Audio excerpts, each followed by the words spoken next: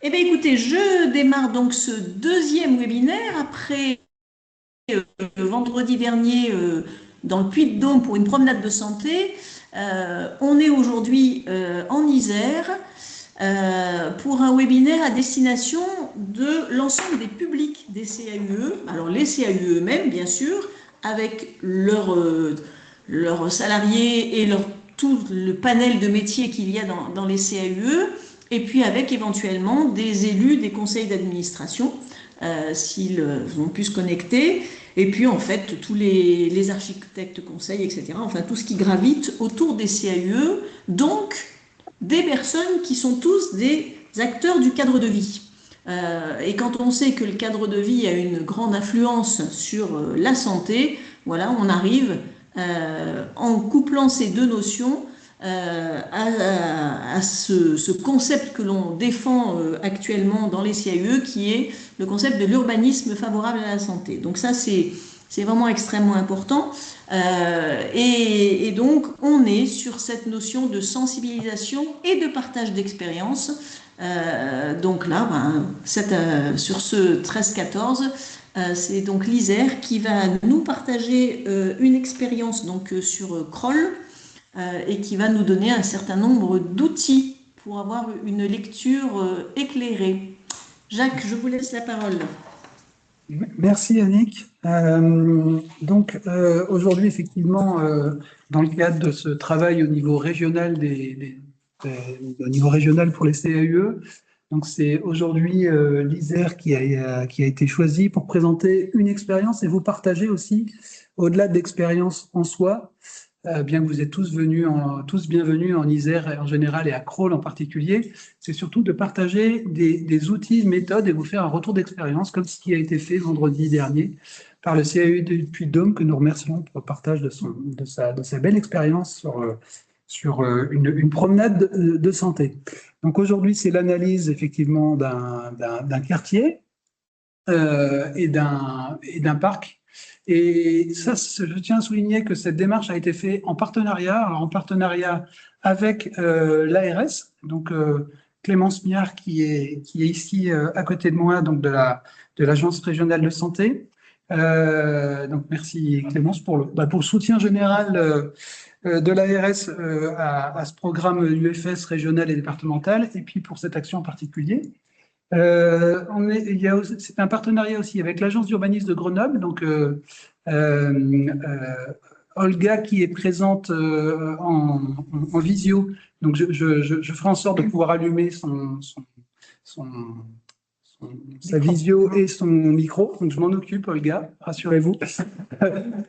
Et donc Rachel Antoine, donc chargée de mission projet stratégique au CAU de l'Isère, donc qui a piloté cette démarche aussi en appui avec un urbaniste de l'équipe qui était Julien Béal. Voilà.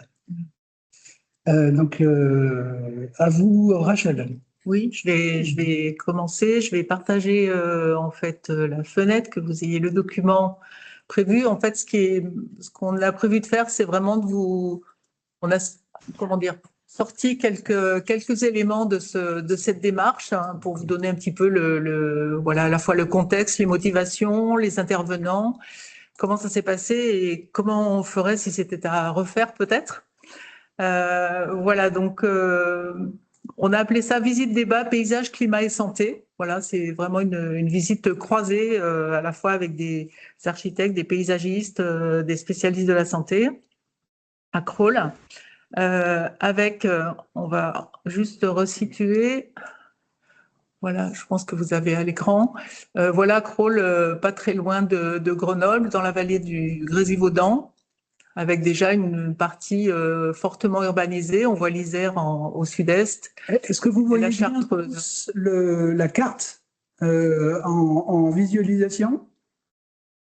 Oui, c'est bon. OK. Oui. Elle met un petit moment à s'afficher, mais voilà, c'était juste une localisation. On est à côté OK, merci à vous. de Grenoble, entre la Chartreuse et Beldonne.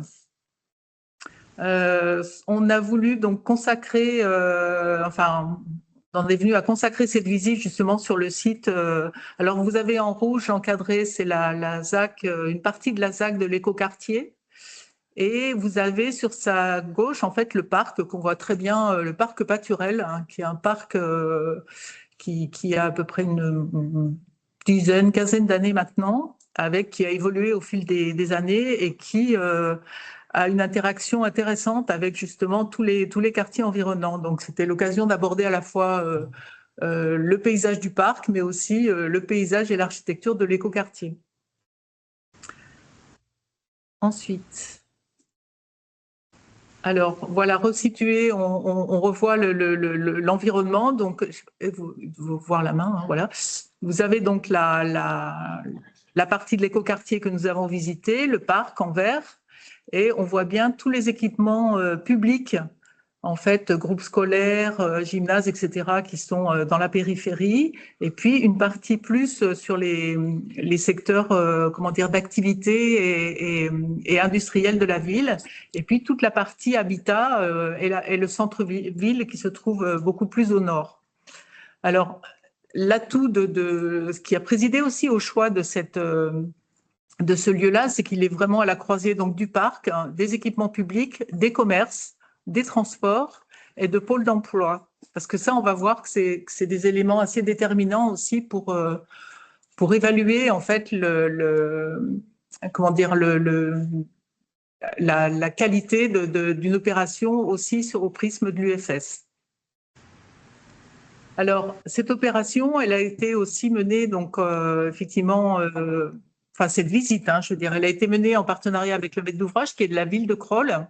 Et on s'aperçoit, par exemple, sur les acteurs du projet, et ben, c'est toute une chaîne d'acteurs dont on a pu mobiliser certains pour justement cette visite, c'est-à-dire avoir des intervenants qui sont capables de raconter, de nous faire comprendre la genèse de ce projet. Donc, et puis des professionnels qui ont travaillé sur la thématique. Donc, on a eu effectivement le maître d'ouvrage, on a eu en fait l'urbaniste de la ZAC, et puis l'architecte et paysagiste du projet. Alors, effectivement, on a été accueillis donc par la ville de Crolles. Le maire a même fait à l'occasion un petit film d'accueil, puisqu'il ne pouvait pas être présent, mais il a quand même présenté toute la jeunesse du projet, depuis le parc jusqu'à l'extension du quartier. On a eu donc le directeur des services ingénierie et technique de la collectivité, qui connaissait parfaitement aussi l'évolution de ce projet. Et puis, donc, l'architecte maître d'œuvre d'une partie des bâtiments, le paysagiste maître d'œuvre du parc, c'est-à-dire du renouvellement du parc sur une partie. Et puis, donc, avec les intervenants ARS, AURG et CAUE. Alors, sur les participants, on a eu à peu près une vingtaine de participants. On était une trentaine en tout, parce que ça représente quand même pas mal d'intervenants. On a eu des élus de collectivités, des chefs et techniciens de services urbains et fonciers. On a eu aussi une étudiante en urbanisme, un architecte urbaniste, un bureau d'études de paysage. Il y avait plusieurs personnes de bureau d'études en paysage, en urbanisme et en architecture. Un architecte conseiller du CAUE. On a eu également un commissaire enquêteur, un enseignant de l'université Interage du Dauphiné et puis un chargé de mission ORT. Donc en fait, nous, on a eu quand même pas mal de chance d'avoir un public aussi large, hein, et ce qui permet justement d'avoir des lectures aussi croisées et très, très enrichissantes pour cette approche UFS. On verra comment on a fait un petit peu travailler tout ça. Le déroulé, c'est assez simple en fait. On a prévu un temps en salle au départ, donc à la fois pour donner les enjeux de l'UFS, les liens entre aménagement et santé, les données probantes. On va voir, on a extrait quelques éléments après. Et puis comment en fait au niveau santé on peut avoir des données locales. Comme là, on est en présence d'un plan local de santé et contrat local de santé, pardon, et aussi des outils d'analyse que l'agence nous a transmis. Et puis après, ça a été la présentation de la ville de Crolles pour la genèse, la conception, l'évolution du parc. Et puis, on a assez vite comme on a pu, aller après sur place sur un parcours. qui permettent de partir du service technique et d'aller en fait parcourir le secteur, avoir des points d'analyse commune ou en tout cas de débriefing commun, et puis aller sur la partie parc. Donc on va se concentrer plutôt sur la partie écoquartier parce qu'on s'est aperçu qu'en fait c'était assez long quand même tout ça. On n'a pas pu tenir forcément tout le temps nécessaire pour croiser les analyses, mais c'est des choses qui feront partie comment dire, des conclusions. Alors sur les données probantes de santé, Clémence Miard, donc on a extrait quelques éléments qui nous paraissaient vraiment intéressants à porter à connaissance. Voilà. Oui, voilà, sur certains déterminants environnementaux de la santé qu'on a ciblés donc là à l'écoquartier, donc au niveau donc sur les logements et puis les espaces verts. Donc d'abord la qualité de l'air intérieur. C'est vrai qu'on passe plus de 80% de notre temps dans des espaces clos, et donc dans ces lieux-là, il y a différents types de polluants, chimiques ou biologiques, qui peuvent être plus importants parfois que ceux liés à la pollution extérieure. Donc on les retrouve dans des matériaux de construction, les équipements, mais aussi les activités humaines et des polluants extérieurs qui peuvent se retrouver dans le logement. Je passe. Ça peut passer, oui. Oui. Merci. Donc, ces polluants ont différents effets sur la santé, sur différents organes. Les yeux, le nez, la gorge, le cerveau, cœur, sang, poumons, système reproducteur également. Et donc, il est recommandé de choisir des matériaux d'aménagement qui prennent en compte ces risques d'exposition, donc en choisissant des matériaux les moins émissifs et en favorisant une ventilation suffisante du logement. Ça, c'est deux aspects très importants pour avoir un bon air intérieur. Je peux passer. Merci. Alors, les espaces verts, un autre déterminant environnemental de santé. Donc, l'introduction de surfaces végétalisées présente de nombreux avantages, donc qui permettent de réduire la chaleur, mais aussi réduire la pollution de l'air et les nuisances sonores. Les espaces verts permettent aussi d'inciter à l'activité physique sportive et permettent aussi de développer le lien social. Donc, le développement des espaces verts, globalement, permet une amélioration de l'état de santé global, de la santé mentale aussi, ou encore du développement comportemental de l'enfant. Et finalement, ils induisent une diminution de la mortalité, toutes causes confondues. Et donc, Santé publique France a fait une évaluation quantitative de l'impact sur la santé, donc une EQUIS en 2024, qui a porté sur différents déterminants de la santé. Et donc là, je vous ai remis quelques résultats.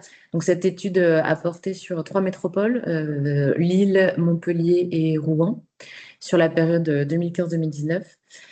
Et elle a montré qu'en végétalisant davantage, la mortalité pourrait être réduite de 3 à 7% selon la métropole, donc soit de 80 à 300 décès par an.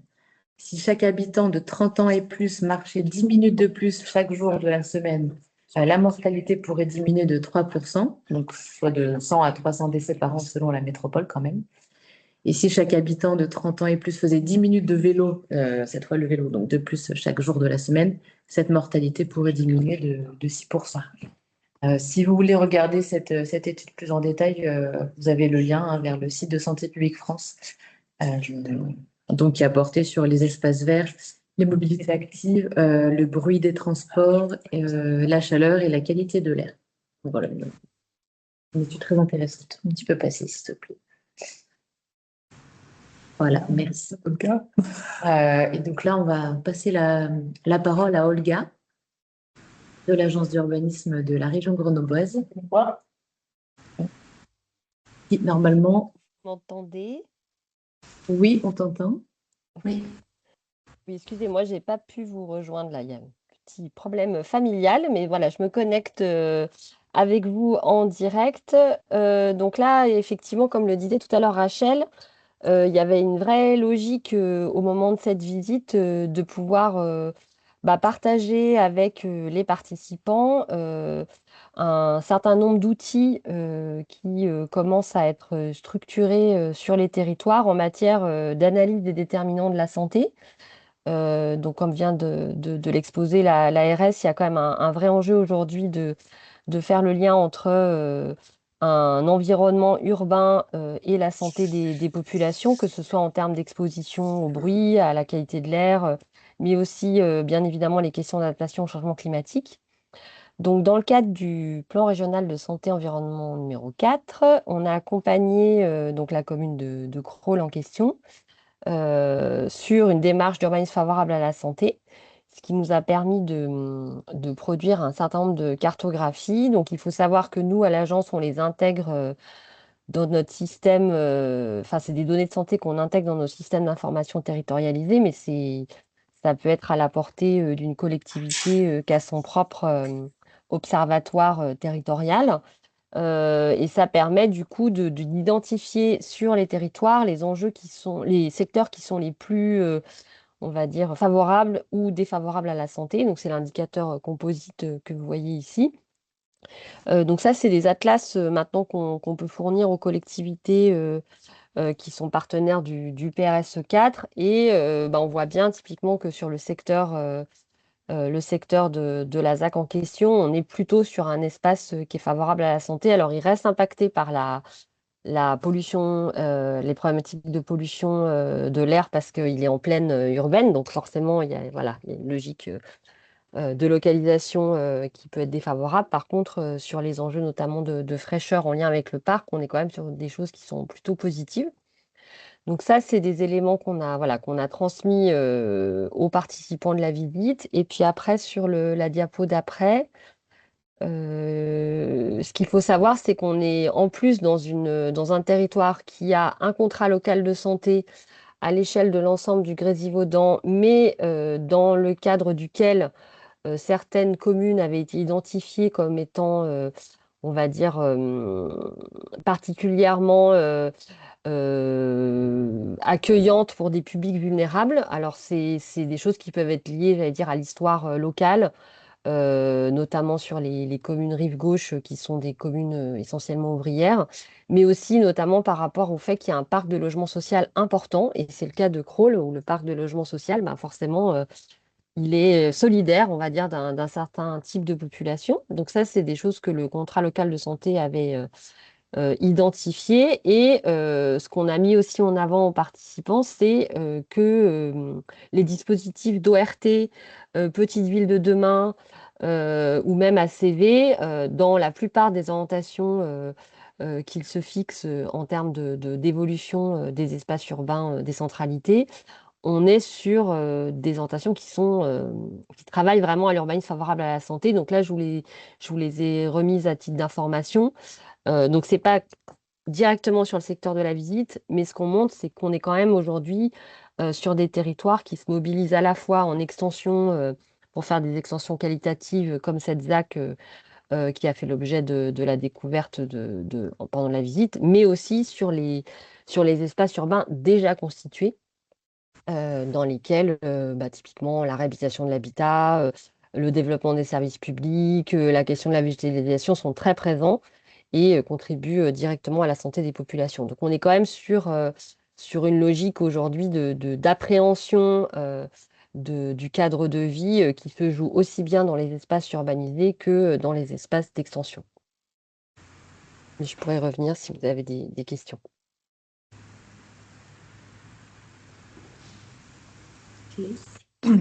Alors, après, on a la chance aussi, dans le cadre de cet écoquartier, d'avoir des documents qui permettent déjà en salle, avant d'aller sur le terrain, de comprendre. Bon, alors, vous avez vu que l'orientation avait un peu changé. On est plutôt, voilà, c'est quand même la partie bâtie, avec effectivement une place du végétal qui a été très structurante pour la conception. On a aussi la mixité dans les programmes de logement, et on va voir que ça, effectivement, ça facilite finalement la mixité aussi dans l'espace public. On va pas tout détailler, hein, mais et puis on a, alors, attendez, hop. On a également la place de la gestion de l'eau et du pluvial, où là vraiment il y a des dispositifs en fait gravitaires qui à la fois permettre de pallier au phénomène d'inondation en fait auquel est confronté le parc. Le parc avait été créé aussi pour absorber et retenir en fait des eaux de ruissellement. Et finalement avec un système qui structure aussi la partie bâtie. Et on va le voir dans les photos, quelque chose qui qualifie aussi l'espace public et redonne au végétal une place importante. Et on a aussi toute la question des mobilités dans l'écoquartier, avec beaucoup de voies de déplacements doux, des déplacements mixtes, mais où finalement le déplacement doux est favorisé et prioritaire. Et puis toujours pareil, cette structuration qui permet vraiment des interactions, des interrelations entre le parc, la partie bâtie et l'extérieur aussi de cet ensemble. Alors, donc on s'était bien donné comme challenge la question d'évaluation de l'opération au prisme de l'UFS. On a amené des données, on a montré comment le parc était structuré. Bon, il s'agissait maintenant de le visiter, mais avec peut-être un regard particulier. Et on s'est posé la question avec Olga et Clémence de comment on allait transcrire cette question des déterminants de santé que vous connaissez tous, j'imagine, puisque depuis le temps qu'on en parle, et cette part des déterminants de santé qui font que la partie environnementale et d'équipement avoisine pratiquement les 80% de déterminants. Donc on a essayé de travailler, nous au CAE, on a un outil qu'on a pas mal utilisé dans différents domaines, notamment sur l'espace public, qui s'appelle un radar. Je ne sais pas si c'est quelque chose qui est rayonnant avec des unités de valeur et puis des gradients à préciser. Et donc on a essayé de transcrire ça en se disant on va faire cette visite à la fois dans l'écoquartier et à la fois dans le parc. Et le CTM, c'est le centre technique municipal. C'est là d'où on est parti, où a eu lieu l'information préalable. Et en fait, on s'est dit, on va transcrire. Alors, je vous le déplace un petit peu. Je voulais agrandir la partie gauche. Voilà.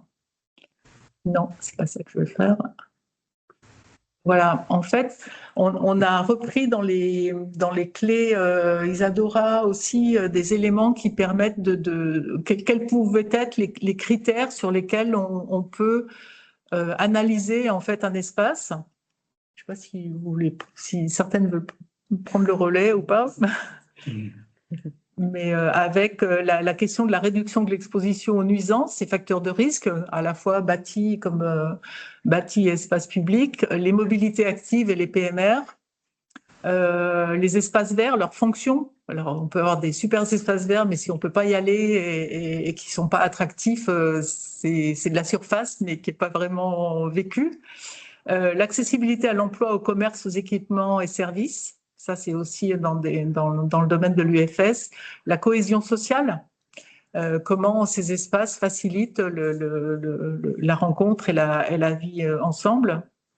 Les qualités d'ambiance et d'identité de lieu, l'adaptation au changement climatique et la gestion des eaux pluviales. Donc c'est en fait des critères qu'on a choisis, qu'on a sélectionné et qu'on a essayé d'argumenter sur un outil. Donc, vous le voyez là un peu de loin, on va le zoomer. Hein. Donc, à la fois sur une première partie donc, des axes qui correspondent aux critères qu'on a définis. Et puis, d'autre part, on a le détail, mais on pourra préciser les atouts, les freins et les améliorations à proposer. Alors là, un petit peu plus grand. Voilà. Par exemple, voilà le radar en question on retrouve donc est-ce que vous arrivez à lire? Je pense que oui. On retrouve voilà, ça marche. On retrouve la réduction de l'exposition aux nuisances et facteurs en partant d'un point 0 à un point 5. Voilà, en fait, on cote à peu près le 4 d'ailleurs. 0 à 4, et pas à 5. Après, les qualités d'ambiance du lieu, et à chaque fois, on a essayé avec Olga et Clémence d'arriver à comment est-ce qu'on va qualifier, comment est-ce qu'on va permettre de dire ce qu'il y a entre les lignes. Et à la fois que cet outil, nous, on l'a utilisé voilà, sur les espaces publics, mais il est intéressant à partir du moment où on le remplit à plusieurs. C'est-à-dire qu'on est à 2 ou à 3, on arpente et on discute des différents critères et on essaye de qualifier ensemble. Et ça permet en fait l'échange et d'argumenter, de se questionner, et puis peut-être d'ailleurs de réajuster certains critères. Voilà, donc on trouve par exemple la gestion des eaux pluviales, les espaces de rétention et d'absorption, l'intégration des ouvrages, la saisonnalité, qui prend en compte effectivement les incidences des saisons, l'accessibilité à l'emploi, au commerce, aux équipements. Là, on avait vu sur la carte, une des cartes précédentes, la présence des équipements, des commerces, etc. La cohésion sociale, voilà, rencontre, attractivité, faciliter la mixité, etc. Les mobilités actives, inclusivité, facilité de circulation, d'accès au logement pour tous. La question de l'adaptation au public vulnérable, ça c'est vraiment c'est vraiment des données à avoir en tête. Est-ce que tu veux en développer une, peut-être l'adaptation au changement climatique? C'est immense. Un gros morceau, celle-là en plus. Effectivement, adaptation au changement climatique, il y a d'abord l'exposition et l'orientation du bâti et des espaces, les îlots de fraîcheur, d'ombrage, l'albédo des matériaux, mais aussi la lutte contre donc, les îlots de chaleur urbains et la lutte également contre les maladies vectorielles donc, qui sont transmises par le moustique tigre et les tiques, et aussi les espèces végétales allergisantes. Donc la vigilance de ne pas planter d'espèces au pollen très allergisant dans ces espaces verts. Donc ça, un déterminant fondamental maintenant avec le changement climatique. Voilà, donc ça suppose en fait effectivement de s'approprier s'approprier l'outil, de déterminer un lieu, un espace sur lequel on va pouvoir arpenter, noter, etc. Et puis on a en fait la deuxième page qui reprend les différents critères et les différents libellés et sur lesquels on va spécifier le lieu sur lequel on a échangé et parcouru, et puis les atouts. On peut noter voilà, les freins à cette fonction, par exemple, des espaces verts ou à la réduction de l'exposition aux nuisances, et aussi les premières pistes ou améliorations imaginées, par exemple, je ne sais pas moi, peut-être un peu de mobilier urbain à tel ou tel endroit parce qu'on se situe très loin entre deux points de commerce ou des choses comme ça. Voilà. En fait, donc c'est vraiment un outil. Alors, je ne sais pas si Olga, tu veux rajouter quelque chose? Oui, c'est vrai que c'est un outil qui permet quand même d'avoir voilà, une vision assez globale de la question des déterminants de santé. Ça permet effectivement d'objectiver in situ les déterminants de santé. Donc c'est vrai que j'allais dire pour des débutants sur cette question, c'est pas mal parce que ça devient concret aussi par rapport à un apport plus théorique, puisqu'on est en direct live dans le cadre d'un espace urbain. Et ce qu'il faut savoir aussi, c'est que ça nous a aidé à structurer les différents points d'arrêt, puisqu'on a pris quand même des points d'arrêt assez contrastés en termes de densité, de programme, voilà, pour qu'on puisse quand même, même si un point n'était pas, j'allais dire, au maximum sur l'ensemble des objectifs santé, euh, dans l'ensemble du quartier, on arrivait à remplir les différents critères.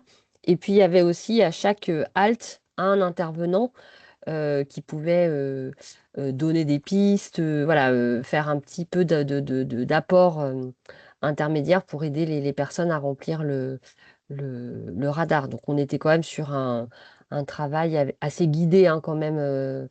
Ils sont pas, voilà, ils sont pas partis dans la nature et on les récupérait. C'était quand même assez dense, presque trop dense. Mais bon, ça, voilà, pareil, on peut en rediscuter à la fin.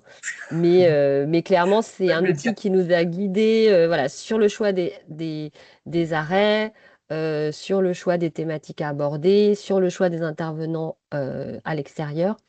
et effectivement qui est assez efficace, moi je trouve, sur le plan de la pédagogie autour des déterminants de santé, quoi. En fait, ce qui est parfois compliqué sur place, hein, c'est qu'en fait, à la fois, il y a l'appétence pour la découverte des lieux.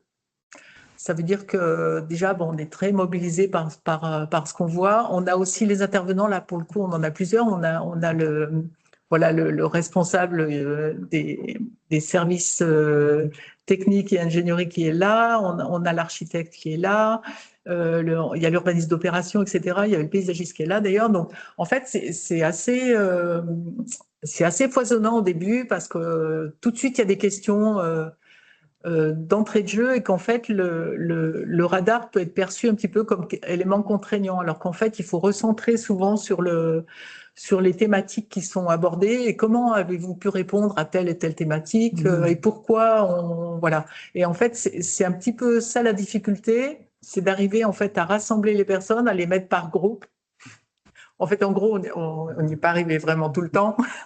Mais en tout cas, bon là, je sais pas pourquoi il fait comme ça, c'est là. Eh ben voilà. Voilà, en fait, on arrive de temps en temps, mais c'est assez délicat En fait, je pense qu'il faut restreindre l'espace à visiter, peut-être. Peut-être ajuster le propos en salle ou en tout cas être plus. Ça demande à être assez directif en fait sur le terrain. Et par rapport à l'intérêt des maîtres d'œuvre ou maîtres d'ouvrage de parler encore de l'opération en général, il y a un juste milieu à trouver en fait. Voilà. L'opération générale et l'exercice UFS où on se concentre sur critériser, etc. Voilà. Et donc le basculement de l'un à l'autre, l'organisation de l'un à l'autre, c'est quelque chose qui a calé. Ça, c'est un retour d'expérience. Ouais, voilà. Mais en tout cas, cet outil, vraiment, on va vous le transmettre déjà, et pour que, on espère, vous pourriez le tester. En tout cas, on aimerait bien que vous le fassiez pour faire aussi des retours sur la manière dont on peut s'en emparer. Est-ce que c'est encore trop compliqué? Est-ce qu'il faut plutôt le simplifier? Est-ce qu'il faut l'adapter à certains publics? Voilà, on va peut-être revenir sur, je ne sais pas pourquoi les photos. Voilà, on a par exemple la partie, comment dire, gestion de l'eau pluviale, hein, voilà, avec des systèmes comme ça de travées qui prennent quand même pas mal de place, que vous voyez quand même un petit peu l'opération. Mais je ne sais pas pourquoi il y a des photos qui sont beaucoup moins bonnes. Les partages de l'espace entre voilà, les piétons, en fait, tout est, voilà, il n'y a pas forcément la partie trottoir, allée, etc. Il y a toujours comment dire, la gestion des eaux pluviales qui est lisible un petit peu peut-être plus pour les spécialistes, voilà, les modes doux et toujours cette vision des grands paysages quand même, et puis un joli travail aussi sur tout ce qui est intimité, c'est-à-dire les différentes franges un peu de l'espace. On en voit là aujourd'hui. Bon, juste un petit aperçu, hein, mais pardon. Ouais, on va laisser la place aux questions. Voilà, l'intimité, par exemple. Il y avait des choses vraiment très, très intéressantes. Voilà, on va peut-être laisser la place aux questions si vous voulez qu'on revisite certaines diapos. Je ne sais pas si on revient. Alors, deux modalités pour poser vos questions. La première, le chat via l'outil conversation. Voilà. Deuxième chose, vous levez la main et dans ce cas-là, moi, il faut que, en back-office, qu'on vous ouvre votre micro. Donc voilà, les deux façons que vous avez de pouvoir poser vos questions et d'interagir avec les intervenants.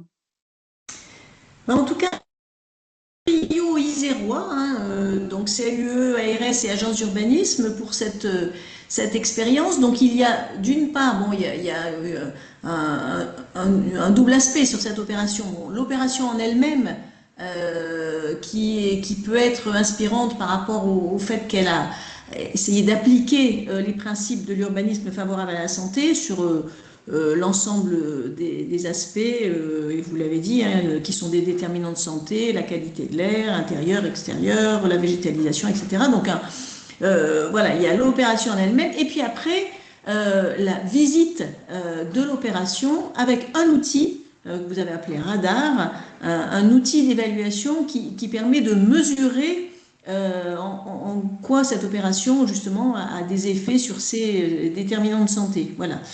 Donc cette présentation, elle peut être inspirante, elle peut être interrogeante. Donc à vous de nous dire comment vous l'avez vécue et si vous souhaitez des précisions ou autres.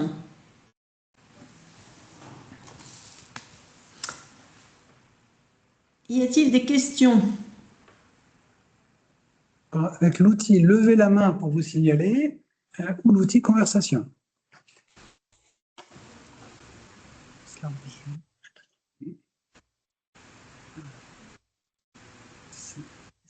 Avec le partage éventuellement. On les est tous en Oui, vision, peut-être. Comme ça, on les aura tous peut-être mieux en vision.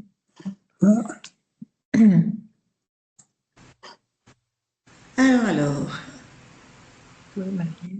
vous avez été tellement clair qu'il n'y a aucune question. Si, quand même.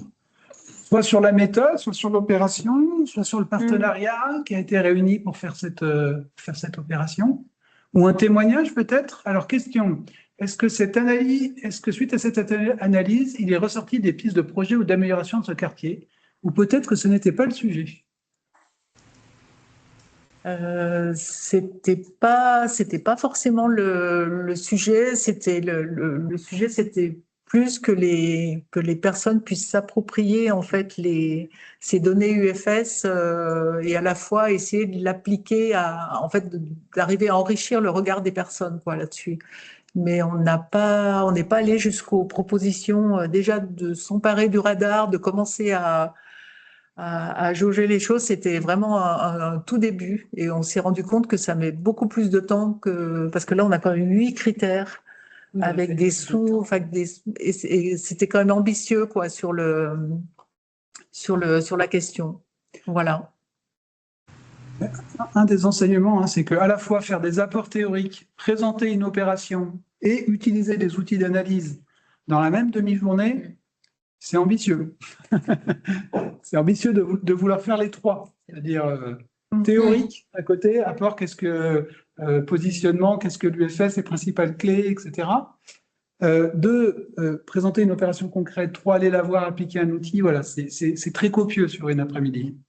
Mais le maire était prêt à recommencer quand même. Tout à fait, le maire est volontaire et on pourra refaire l'exercice. Est-ce que d'autres secteurs vont être analysés avec le radar? Autre question.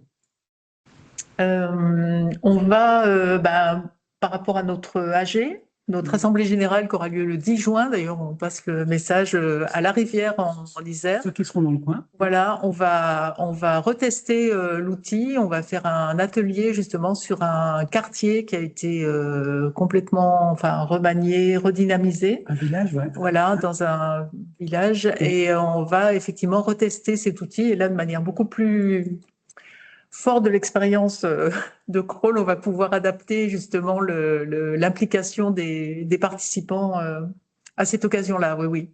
On essaye autant que faire se peut de le tester. Question suivante. Quels furent les retours des participants sur la visite, sur l'appropriation des données ou sur l'utilisation du radar? Alors, on a fait un questionnaire effectivement de retours. Je n'ai pas eu les retours de tout le monde, mais globalement, le rapport aménagement santé n'était pas forcément connu par tous les participants. Donc ça, c'est déjà une bonne chose. Les données, en tout cas, on a restitué à l'ensemble des participants tous les supports de présentation. Et en tout cas, la plupart étaient demandeurs justement de nouvelles rencontres ou formations par rapport à ça. Voilà. Après le radar, c'est vrai qu'on n'a pas eu beaucoup de. Je demandais à ce qu'on me transmette les radars renseignés, mais en fait j'en ai pas reçu.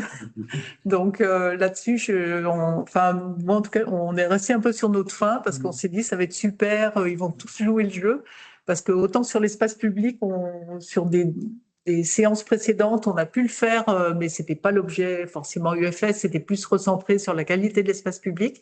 Là, on avait vraiment des fonctionnements qui marchaient bien, à la formation paysage ou à d'autres, voilà.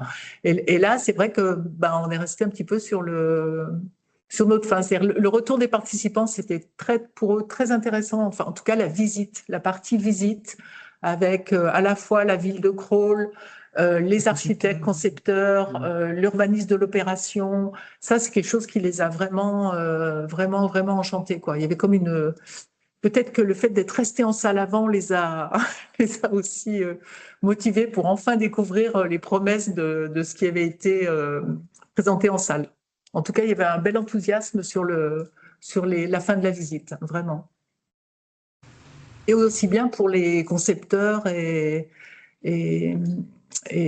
directeurs des services, quoi. Voilà, c'était quelque chose de pouvoir reparler d'une opération, comment elle a été faite, quelles avaient été les avancées, quels avaient été les points positifs, quelles avaient été les difficultés. Ça reste quelque chose qui est très motivant pour les intervenants, d'avoir des retours là-dessus et de les partager. Peut-être un élément complémentaire, c'est un retour justement du directeur des services techniques de la commune, qui est aussi directeur de l'urbanisme. Parce que, en fait, là, vous avez bien compris, l'opération n'a pas été conçue d'emblée comme une opération UFS.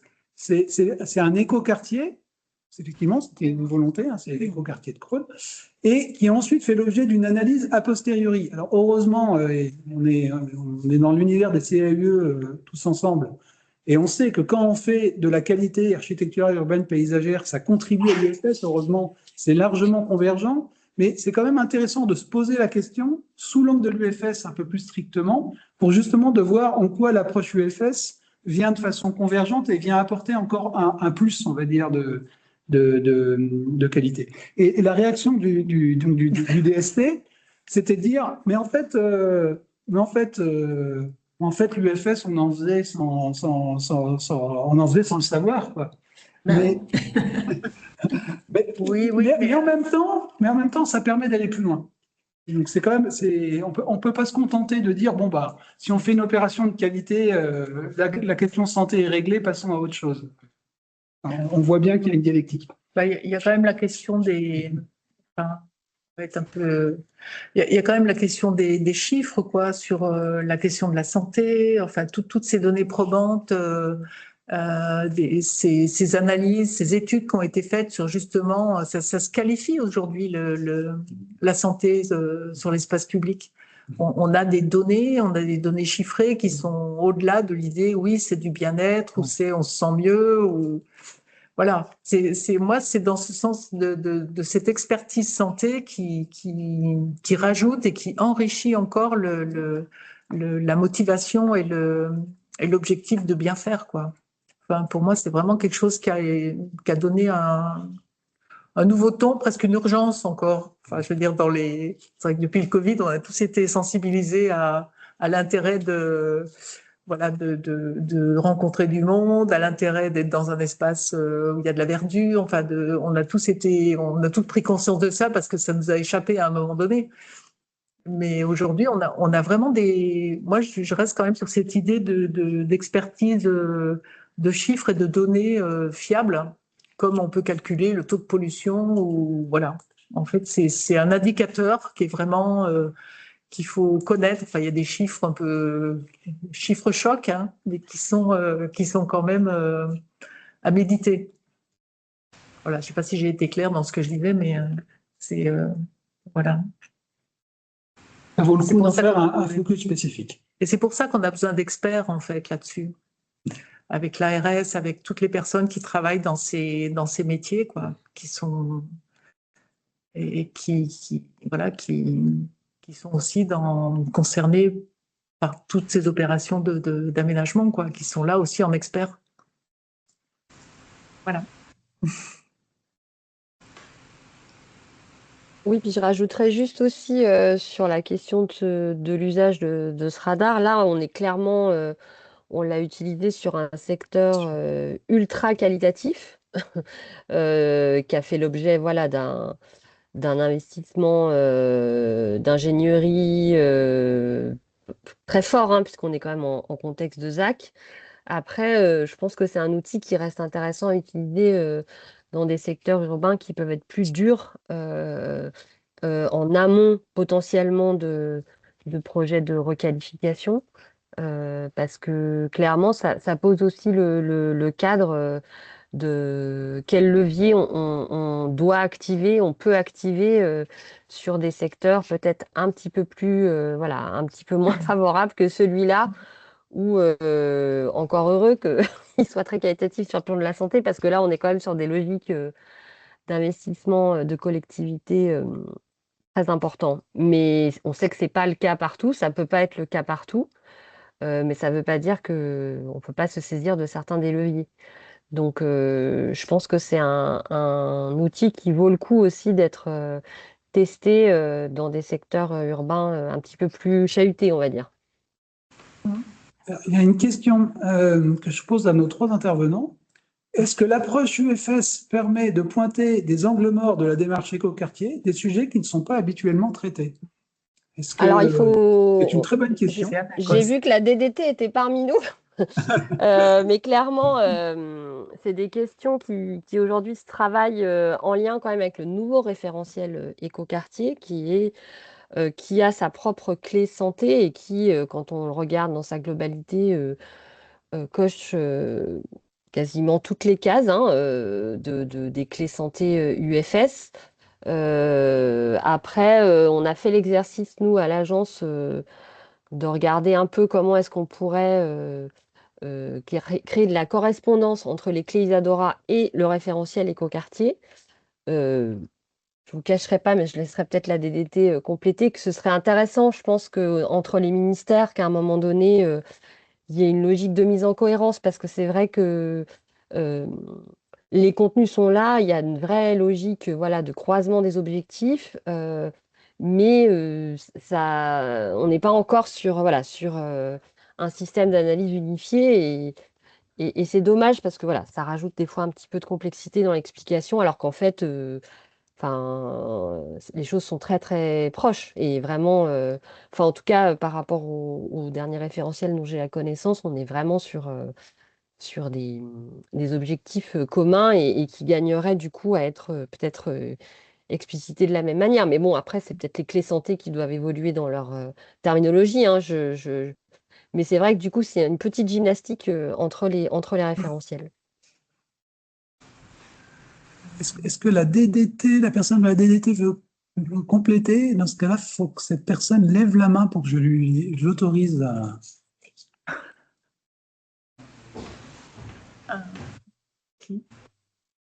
Hop. Non, pas forcément. Elle est peut-être partie, hein. C'était Delphine Ah, ok. Brosset. Ouais, Delphine D'accord. Brosset, là, je la vois plus dans la. Bon, en Ah, tout ok, cas, d'accord. sur l'Isère, Delphine Brosset qui pilote effectivement les écoquartiers est très, très voilà, attentive. Elle était présente voilà, tout à l'heure. Elle est très attentive à ce qu'il y ait des liens UFS écoquartiers et ça se rejoue aussi à l'échelle du ministère. Après, je trouve qu'il y a aussi la notion de valeur d'usage, c'est-à-dire au moment de la création de l'écoquartier, mais après, comment ça vit dans le temps et comment les transformations autour de ce quartier ont une incidence sur l'écoquartier lui-même. Je crois que j'avais un truc en tête, là, j'ai oublié, mais je pense que ce qu'on trouve intéressant, c'est justement de revenir sur des opérations qui ont été faites il y a quelques années et de se dire comment elles comment elles ont pu s'adapter, comment est-ce que la collectivité a adapté comment dire, le projet. On l'a vu là entre l'écoquartier et le parc. Le parc, c'est pareil, c'est quelque chose sur lequel ils sont revenus, ils ont refait des concours, ils ont sollicité ce que voulaient les habitants. Voilà, il y a eu quand même tout un travail d'adaptation. Et en fait, c'est aussi dans la qualité d'adaptation de la maîtrise d'ouvrage, au regard de l'évolution des usages, que peut justement aussi comment dire, compléter, ou en tout cas trouver l'espace pour que la question de l'approche UFS soit aussi pertinente. Parce que l'usage, comment un quartier vit, qui ça concerne, c'est quelque chose, c'est vraiment plus complexe qu'on pense, quoi.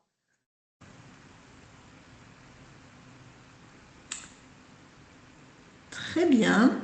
Bah, écoutez, je ne pense pas qu'il y ait d'autres questions. Jacques, j'en vois pas sur le chat. Donc, Non, ça devrait être on bon. arrive à l'heure. Voilà. Il est déjà l'heure, oui. Donc, en tout cas, bon, je voulais vous remercier d'avoir partagé cette expérience avec nous à l'échelle de l'ensemble des CAUE de l'Union régionale des CAUE, hein, puisque on travaille sur cette notion-là, on travaille bien à l'échelle de l'Union régionale. Cet outil, si j'ai bien compris, c'est vrai que il y avait cette réalisation d'écoquartier. Vous avez voulu, avec cet outil, sensibiliser plusieurs acteurs pour qu'ils se saisissent de cette notion d'urbanisme favorable à la santé. Donc c'est ce qui était à l'origine donc un outil voilà, d'appropriation, de sensibilisation, etc., peut aller un peu plus loin dans ce qu'on entend des échanges qu'on a eus pendant cette heure-là. Et cette petite étoile à 8 branches, elle pourrait être un outil qui pourrait s'affiner au fil du temps parce que d'autres CAUE pourraient l'utiliser pour être un outil d'analyse des projets au regard de ces notions d'urbanisme favorable à la santé. Ce qui veut dire qu'il faudrait faire une évaluation au début de l'opération, et puis en refaire une à la fin, et puis peut-être après quelques temps d'utilisation, comme vous venez de le dire, on pourrait voir comment l'outil enfin le quartier ou l'opération a vécu et a évolué. Donc, merci d'avoir imaginé cet outil. Si certains ont été intéressés par cette expérience, je pense que vous pouvez contacter vos collègues de l'ISER pour vous approprier cet outil, pour le décliner sur vos territoires et peut-être le faire évoluer comme un vrai outil d'évaluation de nos opérations au regard des critères du FS pour faire encore évoluer cette notion. Voilà, donc voilà, on est bien dans ce cadre-là, hein, de partage d'expérience et ensuite d'évolution, d'appropriation, etc. Donc voilà, un grand merci d'avoir partagé ça avec nous.